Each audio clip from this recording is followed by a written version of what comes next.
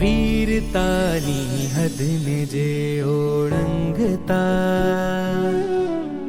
એ વીર માત પિતાના ચરણે વંદના. અશક્ય જેની વીરતાની કલ્પના એ વીર માત પિતાના ચરણે વંદના.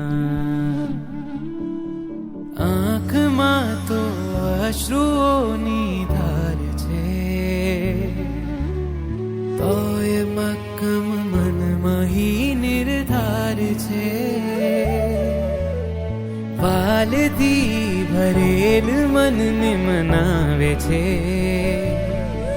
એ જ વાલથી બાળને બતાવે છે.